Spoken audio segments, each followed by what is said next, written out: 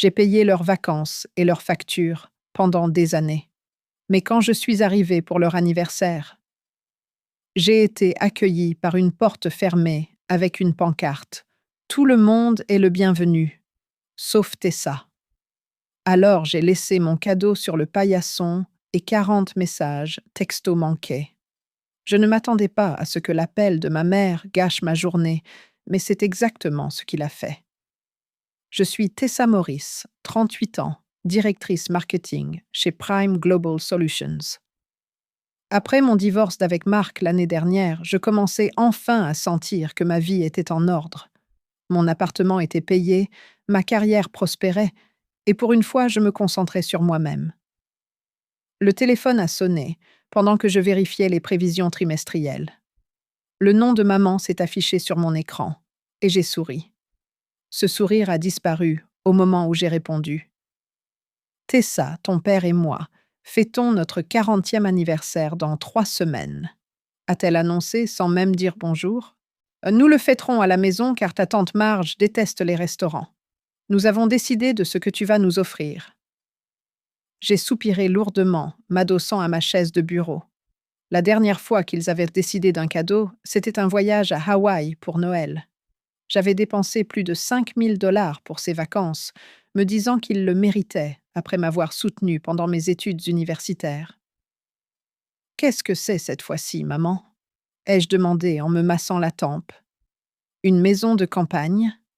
A-t-elle dit nonchalamment, comme si elle demandait une boîte de chocolat. Pardon, quoi? J'ai failli faire tomber mon téléphone. Je crois que je vous ai mal entendu. Une maison de campagne, a-t-elle répété fermement. Ton père, Todd, Mélanie et moi en avons parlé. Tu gagnes bien ta vie. Tu es célibataire. Tu as fini de payer ton appartement. Tu devrais nous acheter une maison de campagne où nous pourrons tous nous détendre. Ton père et moi, Todd et sa femme et ses enfants, Mélanie et sa famille.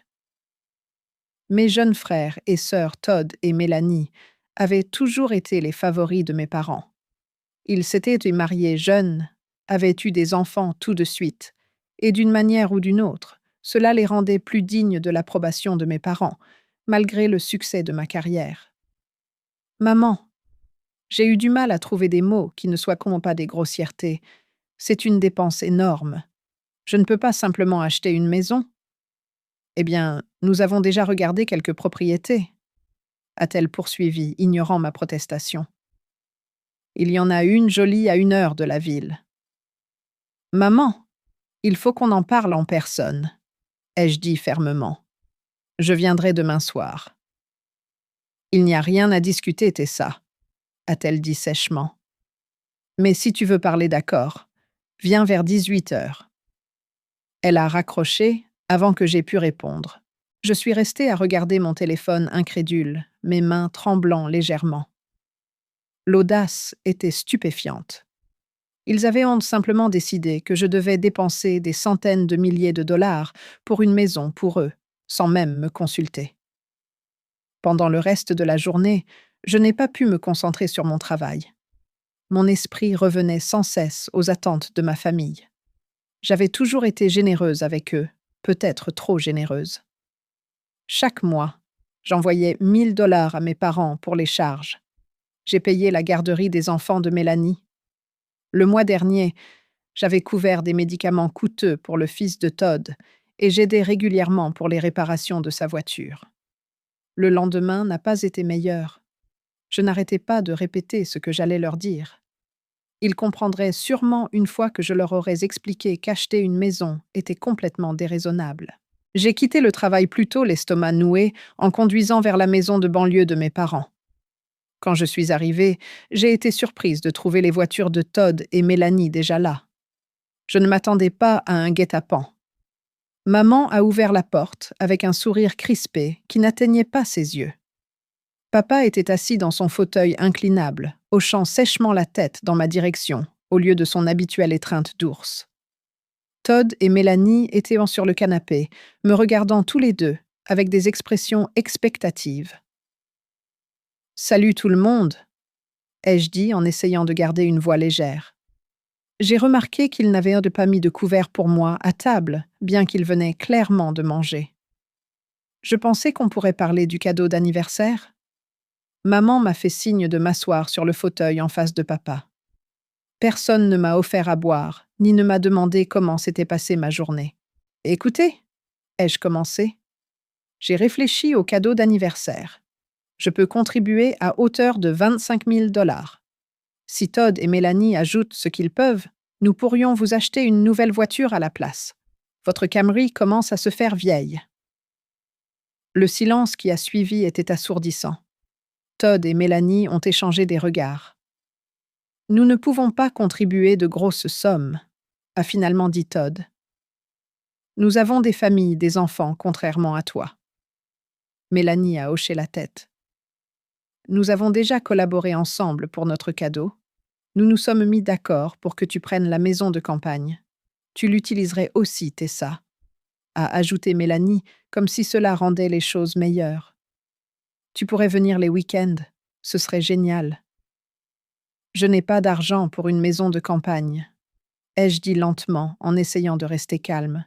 Tu pourrais prendre une hypothèque, a suggéré maman, comme si c'était la chose la plus raisonnable au monde. Avec ton salaire, tu serais facilement qualifié. J'avais l'impression d'être dans une sorte de rêve étrange. Ma famille avait-elle toujours été aussi prétentieuse? Cette conversation ne mène nulle part, ai-je dit en me levant. Je déciderai moi-même du cadeau que je ferai. Je dois y aller.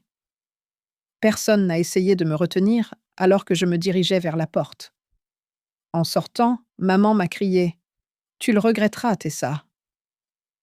Le trajet du retour a été flou. Le temps d'arriver à mon appartement, je tremblais de colère. Je me suis préparé un thé à la menthe fort et je me suis assise sur mon balcon, essayant de me calmer. Qu'était-il arrivé à ma famille? Quand étais-je devenu rien de plus qu'un distributeur automatique pour eux? Plus j'y pensais plus, je réalisais que ce n'était pas un nouveau développement. Je finançais leur style de vie depuis des années, et ils en étaient venus à s'y attendre. Maintenant, j'étais égoïste de ne pas leur acheter une maison. Les semaines qui ont suivi cette réunion de famille désastreuse se sont passées dans un silence complet. Pas d'appel de maman, pas de texto de papa, pas même les demandes d'argent habituelles de Todd ou Mélanie. Au début, le silence était un soulagement, puis il est devenu inquiétant. Jamais dans ma vie d'adulte, je n'avais passé autant de temps sans que ma famille ne demande quelque chose. Ils te laissent probablement juste de l'espace, a dit mon amie Rachel pendant le déjeuner, ou peut-être qu'ils ont réalisé à quel point ils étaient déraisonnables. Tu ne connais pas ma famille, ai-je répondu en picorant ma salade. C'est le calme avant la tempête. À l'approche de l'anniversaire de mes parents, j'ai décidé que je leur donnerais quand même quelque chose de généreux. Pas une maison de campagne, évidemment, mais un chèque de 15 000 dollars semblait approprié. Ils pourraient l'utiliser pour ce qu'ils voudraient, même un acompte pour cette maison, s'ils étaient long sérieux. Plus j'y pensais, plus je sentais que j'étais raisonnable. Ce qui n'était pas raisonnable, c'est que je n'ai jamais reçu d'invitation à la fête d'anniversaire. Pas un texto, pas un appel, pas même une invitation formelle par la poste. Je savais quand et où ce serait à 18h chez eux le 18, parce qu'ils l'avaient mentionné auparavant.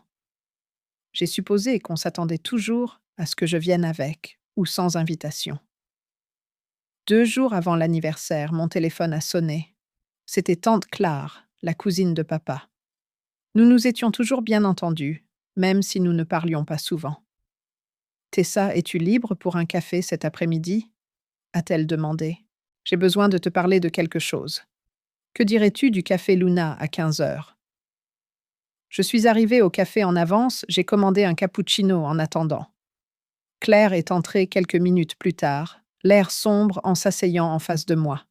« J'étais chez tes parents hier » a-t-elle commencé sans préambule. « J'ai entendu quelque chose que je pense que tu devrais savoir. » Mon estomac s'est noué. « Qu'est-ce que c'est » Claire s'est penchée en avant. « Ils prévoient de t'humilier à l'anniversaire. Ils ont avancé l'heure de la fête de 2h à 16h au lieu de 18h. Ils ne te l'ont pas dit, donc tu arriveras en retard et tu trouveras la porte fermée. Je l'ai regardé fixement, mon cappuccino oublié.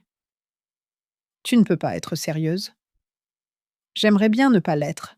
Ta mère était très fière de son plan. Tes frères et sœurs sont aussi dans le coup. Claire a secoué la tête. J'ai dit à ton père que je trouvais ça méprisable, mais il a juste dit que tu le méritais pour être égoïste. J'ai décidé de ne pas y aller. Je ne peux pas soutenir ce genre de comportement.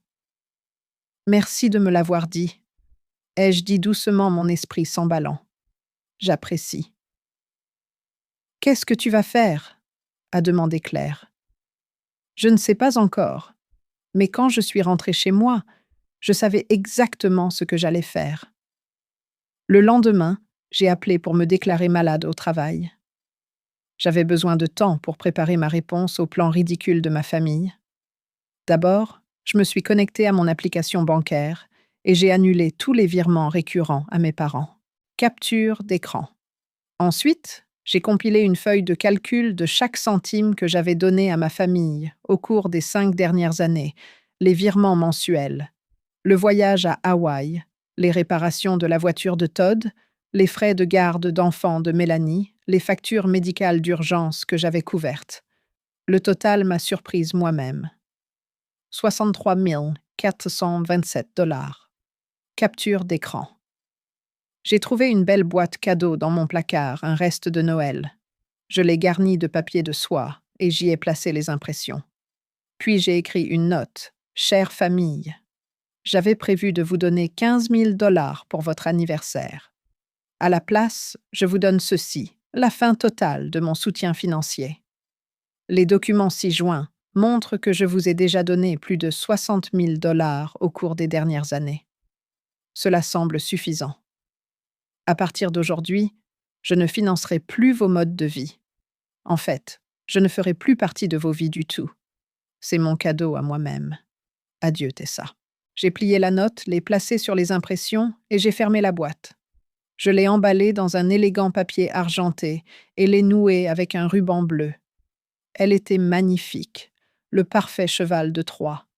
Le jour de l'anniversaire, je suis allée en voiture chez mes parents à 17h45, comme Claire m'en avait averti. Les voitures remplissaient l'allée et bordèrent la rue. La fête battait clairement son plein. Je me suis garée à une petite distance de la maison et j'ai attendu dans ma voiture pendant 15 minutes, me préparant à ce que j'allais faire. À 18h, j'ai marché jusqu'à la porte d'entrée. Effectivement, il y avait une pancarte manuscrite. Bienvenue à notre 40e anniversaire. Tout le monde est le bienvenu, sauf Tessa. Même en m'y attendant, la pancarte m'a frappé plus durement que je ne l'avais prévu. C'étaient les personnes qui étaient censées m'aimer inconditionnellement. Au lieu de cela, elles avaient planifié cette exclusion puérile et cruelle parce que je ne leur achèterais pas une maison. Je n'ai pas frappé ni essayé d'entrer. J'ai simplement posé ma boîte cadeau sur le paillasson, j'ai sonné et je suis partie. J'ai entendu la porte s'ouvrir derrière moi alors que j'atteignais ma voiture, mais je n'ai pas regardé en arrière. Je suis partie, avec un étrange mélange de douleur et de libération qui m'envahissait. Le temps d'arriver chez moi, mon téléphone explosait, 6 appels manqués de maman, 4 de papa, des textos de Todd et Mélanie. C'était juste une blague. Reviens. Maman. Il faut qu'on en parle. Papa. Tu exagères? Todd. Maman dit qu'ils ont besoin d'argent pour des soins dentaires le mois prochain. Mélanie. J'ai lu chaque message avec une incrédulité croissante. Même maintenant, ils ne comprenaient pas. Même maintenant, ma famille demandait de l'argent. J'ai bloqué tous leurs numéros sans répondre, puis je me suis versé un verre de vin et je suis restée sur mon balcon à regarder le coucher du soleil. Pour la première fois depuis des années, j'ai senti le poids de l'obligation se lever de mes épaules. J'avais fini d'être leur banque personnelle. J'avais fini de prioriser leurs besoins avant les miens. J'avais fini. Le matin, après l'anniversaire de mes parents, je me suis réveillée avec une étrange sensation de calme. Je m'attendais à ressentir de la culpabilité ou du regret, mais au lieu de cela, je me sentais plus légère. Pourtant, je savais que ma famille n'abandonnerait pas facilement. Ils essaieraient de trouver des moyens de me contacter, de me ramener dans leur orbite de dépendance financière. Je devais être prête. D'abord, j'ai appelé le concierge de mon immeuble. Bonjour Miguel, c'est Tessa du 14B. Je dois mettre à jour ma politique de visiteur. Mes parents, mon frère et ma sœur ne doivent en aucun cas être autorisés à entrer dans l'immeuble. Leurs noms sont Richard et Linda Morris, Todd Morris et Mélanie Baker. Bien sûr, je vais prendre note dans le système et informer les autres concierges. Ensuite, j'ai appelé l'équipe de sécurité de mon bureau et j'ai fait la même demande. Puis j'ai envoyé un email à ma patronne expliquant que certains membres de ma famille pourraient essayer de causer des perturbations au travail. Sandra avait toujours été compréhensive et sa réponse a été immédiate. La sécurité s'en occupera. Faites-moi savoir si vous avez besoin d'autre chose. À l'heure du déjeuner, j'ai bloqué ma famille sur toutes les plateformes de médias sociaux et j'ai changé les paramètres de ma messagerie pour supprimer automatiquement les messages de leurs adresses. Cela semblait extrême, mais nécessaire. Je savais par expérience à quel point ils pouvaient être persistants quand il y avait de l'argent en jeu. Je ne m'étais pas trompée. Cet après-midi-là, mon concierge a appelé. Madame Maurice, vos parents sont là, insistant sur le fait qu'ils doivent vous parler. Je les ai informés de la restriction des visiteurs, mais ils font toute une scène. J'ai soupiré. Dites-leur que s'ils ne partent pas, vous appellerez la police. 2 jours plus tard, Todd a essayé d'entrer dans mon immeuble de bureau. La sécurité l'a repoussé. Le lendemain, Mélanie est apparue dans mon café préféré. Elle devait m'avoir surveillée. Je l'ai vue avant qu'elle ne me voie et je suis partie immédiatement. Ils sont implacables, ai-je dit à Rachel au téléphone ce soir-là. C'est comme s'ils pensaient que s'ils continuent à pousser, je vais céder et recommencer à les soutenir. Ils le pensent probablement, a répondu Rachel. Tu as toujours cédé avant. Elle avait raison. Pendant des années, chaque fois que ma famille me mettait la pression, je finissais par céder. Cette fois, c'était différent cependant. La pancarte sur la porte avait été un tournant, une preuve concrète qu'ils ne me voyaient que comme une ressource à exploiter. 1 semaine après l'anniversaire, tante Claire a appelé. « Je pensais que tu devrais savoir ce qui se passe », a-t-elle dit. « Ta mère est furieuse.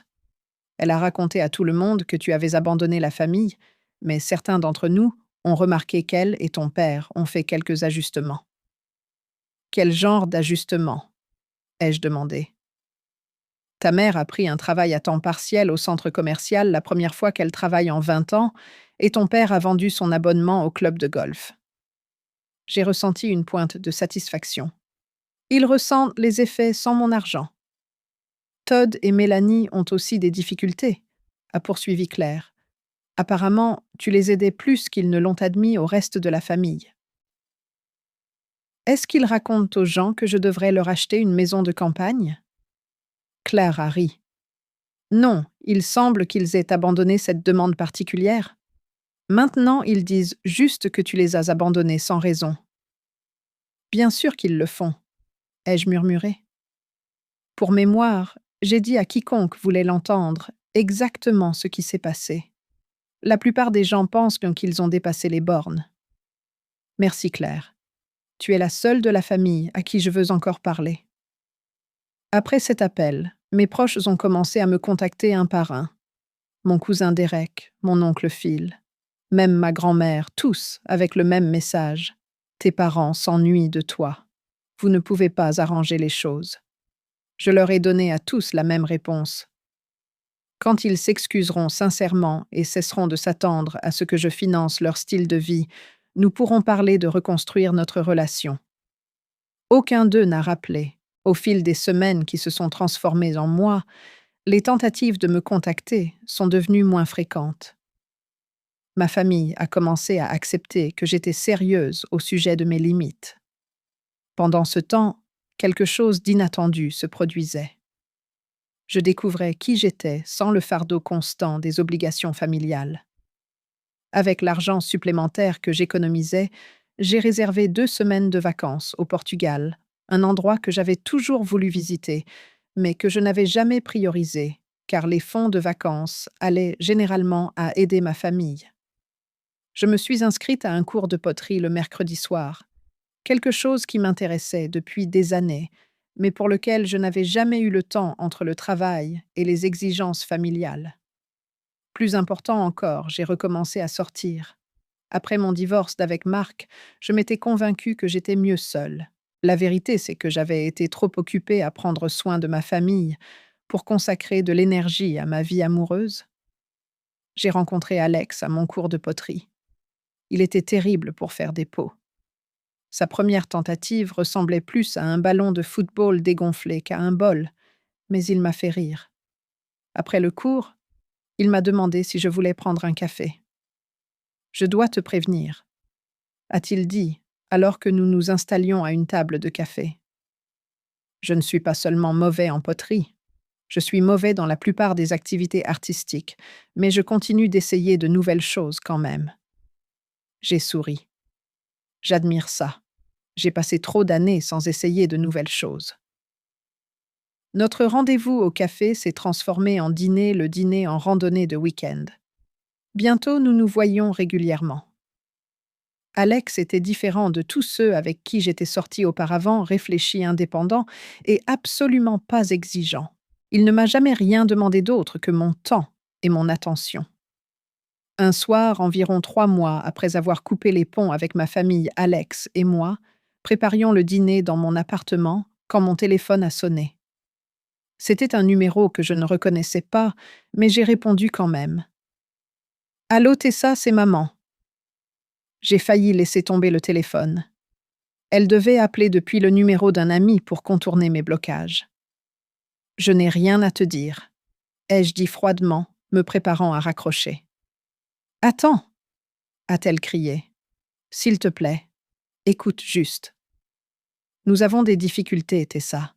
Les charges sont en retard et les coûts des médicaments de ton père ont augmenté. Nous avons besoin de ton aide. » J'ai fermé les yeux, sentant le sentiment familier de culpabilité. Un instant, j'ai presque hésité. « Maman, j'ai passé des années à vous aider tous. Des années.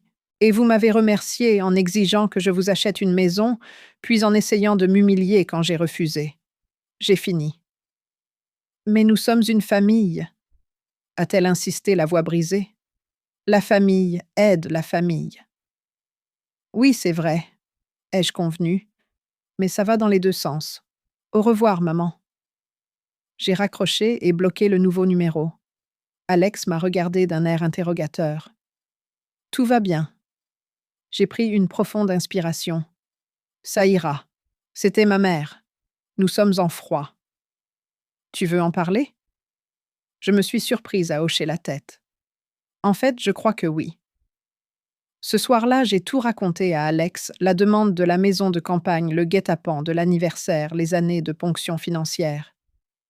Il a écouté sans interrompre son expression, oscillant entre l'incrédulité et la sympathie.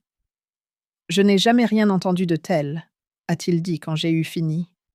« Ils s'attendaient vraiment à ce que tu leur achètes une maison et que je prenne une hypothèque pour le faire, » ai-je ajouté en secouant la tête. Avec le recul, je vois qu'ils m'ont utilisée pendant des années. J'étais trop prise dans le rôle de la bonne fille pour m'en rendre compte. Que feras-tu s'ils continuent d'essayer de te contacter? J'ai soupiré, m'adossant au canapé. Je continuerai à les bloquer, je suppose. Je ne suis pas prête à les laisser revenir dans ma vie. Peut-être que je ne le serai jamais. Au cours des semaines suivantes, ma mère a essayé d'appeler depuis 3 autres numéros inconnus. Chaque fois, j'ai raccroché et bloqué le numéro. Mon père a envoyé une lettre à mon bureau que j'ai retournée sans l'ouvrir. Todd s'est présenté à mon cours de poterie un soir. Il devait m'avoir suivi, mais je suis partie avant qu'il ne puisse m'approcher. Chaque tentative de contact ne faisait que renforcer ma détermination. « Tu as l'air différente », a remarqué Sandra lors de notre réunion d'évaluation mensuelle au travail. Plus concentrée, plus confiante. Quels que soient les changements que tu as faits dans ta vie personnelle, ils se reflètent positivement sur ton travail. Elle avait raison. Sans le stress constant des demandes de ma famille, je m'épanouissais professionnellement. Mon équipe venait de remporter 2 contrats importants et on envisageait de me promouvoir au poste de vice-présidente du marketing. J'ai pris des décisions difficiles mais nécessaires, lui ai-je dit. J'ai établi des limites qui auraient dû l'être depuis longtemps. Eh bien, continue comme ça, a-t-elle dit avec un signe d'approbation. L'équipe de direction l'a remarqué. 6 mois après avoir coupé les ponts avec ma famille, j'ai emmené Alex au Portugal avec moi. Nous avons passé 2 semaines glorieuses à explorer des villes historiques, à nous prélasser sur les plages et à manger une nourriture incroyable. Je n'ai pas consulté mes emails professionnels une seule fois. Je ne me suis pas inquiétée des urgences qui pourraient survenir à la maison. J'étais complètement présente, complètement engagée dans l'expérience. Alors que nous marchions sur la plage sous un ciel étoilé, j'ai réalisé que j'étais heureuse, pas seulement temporairement satisfaite ou brièvement contente, mais profondément, fondamentalement heureuse. Je m'étais libérée de la dynamique toxique qui avait défini une grande partie de ma vie d'adulte, et ce faisant, j'avais découvert qui j'étais vraiment. Quand nous sommes rentrés à la maison, une anxiété familière a commencé à revenir. Les tentatives de mes parents de me contacter avaient diminué, mais elles ne s'étaient pas complètement arrêtées. Je me préparais constamment à la prochaine embuscade, au prochain voyage de culpabilité. « Tu dois parler à un professionnel de ça », a suggéré Rachel lors d'un brunch un dimanche. « Un thérapeute pourrait t'aider à tout traiter et à aller de l'avant. » Au début, j'étais sceptique. Je m'étais toujours enorgueillie d'être autonome, de gérer mes problèmes seule, mais Rachel a insisté, et finalement j'ai pris rendez-vous avec un thérapeute qu'elle m'a recommandé. La Drelevine était une femme d'une 50aine d'années, avec des yeux bienveillants et une attitude pragmatique qui m'a immédiatement mise à l'aise. Lors de notre première séance, je me suis retrouvée à tout lui raconter, non seulement l'incident de la maison de campagne, mais des années à sentir que je n'étais jamais assez bien, que je n'en faisais jamais assez pour ma famille. « Ce que vous décrivez est de l'abus financier », a-t-elle dit après avoir écouté attentivement. « Votre famille vous exploitait financièrement, et lorsque vous avez repoussé leurs demandes de plus en plus déraisonnables, ils ont essayé de vous punir émotionnellement. » Abus financier, ai-je répété surprise par le terme. Je pensais que c'était quelque chose qui se passait dans les mariages. Cela peut arriver dans n'importe quelle relation où il y a une dynamique de pouvoir, a-t-elle expliqué. Dans votre cas, ils ont exercé un pouvoir émotionnel, la menace de retenir l'amour et l'approbation pour vous extorquer des ressources financières. Quelque chose s'est mis en place pendant qu'elle parlait. Je n'étais pas égoïste en coupant les ponts avec eux. Je me protégeais de l'abus. Au cours des mois suivants, la thérapie m'a aidé à traiter ma culpabilité et ma colère. J'ai appris à reconnaître les tactiques de manipulation que ma famille avait utilisées et j'ai commencé à comprendre pourquoi j'y avais été si sensible. Plus important encore, j'ai appris que je n'avais pas à me sentir responsable du bien-être financier de ma famille. C'étaient des adultes qui avaient fait leur propre choix. Environ 1 an après ma rupture familiale, tante Claire a appelé avec des nouvelles. Ta mère a quitté son travail au centre commercial. Elle m'a dit que ton père avait fait réparer la vieille Camry au lieu d'acheter une nouvelle voiture. Todd a déménagé dans un appartement plus petit et le mari de Mélanie a pris un 2e emploi. Est-ce qu'ils me critiquent encore auprès de tout le monde ? Ai-je demandé. Claire a hésité. Moins qu'avant. Je crois qu'ils commencent à réaliser à quel point ils dépendaient de toi. Ta mère m'a même admis que demander la maison de campagne était peut-être un peu trop. J'ai reniflé. Peut-être. Ce n'est pas une excuse, a reconnu Claire, mais c'est ce que j'ai entendu de plus proche d'une excuse. Je n'ai pas répondu à cette information tout de suite. Je l'ai laissé mûrir en discutant avec la Drelevine lors de notre prochaine séance. « Voulez-vous renouer avec eux ?» a-t-elle demandé. J'ai réfléchi attentivement. Pas encore. Peut-être jamais dans les mêmes termes qu'avant. S'ils s'excusaient sincèrement et respectaient mes limites à l'avenir, je pourrais envisager un contact limité, mais je ne serai plus jamais leur distributeur automatique. Cela semble être une position saine, a-t-elle acquiescé. Ce soir-là, Alex et moi étions assis sur mon balcon, à regarder les lumières de la ville s'allumer à la tombée de la nuit. Nous sortions ensemble depuis près de 9 mois, et il avait récemment déménagé certaines de ses affaires dans mon appartement. Ce n'était pas encore une cohabitation officielle, mais nous nous dirigions dans cette direction. Tante Claire dit que ma famille a du mal à s'adapter à la vie sans mon soutien financier, lui ai-je dit. Comment te sens-tu par rapport à ça? J'ai pris une gorgée de vin en réfléchissant. Vengée, honnêtement. Ils m'ont considérée comme acquise pendant si longtemps. Maintenant, ils découvrent que les actions ont des conséquences. Et s'ils s'excusent, essaient de se racheter? Je ne sais pas, ai-je admis. Je ne suis pas sûre de pouvoir leur faire confiance à nouveau, mais j'ai appris quelque chose d'important cette année. Je n'ai pas à tout décider maintenant. Je peux prendre mon temps, voir comment je me sens au fil du temps. Alex a souri, serrant ma main. C'est la Tessa que je connais, et que j'aime celle qui prend soin d'elle d'abord. Amour. Il l'avait dit nonchalamment, mais le mot est resté en suspens dans l'air entre nous. Je lui ai rendu son sourire, ressentant à nouveau ce bonheur profond. Je t'aime aussi, ai-je dit doucement. En regardant l'horizon de la ville, je me sentais en paix avec mes décisions. J'avais construit des limites, je m'étais protégée de ceux qui m'auraient épuisé jusqu'à la dernière goutte, et j'avais créé un espace pour un amour et une connexion véritable. Mon compte en banque était en meilleure santé, oui, mais plus important encore, mon cœur l'était aussi.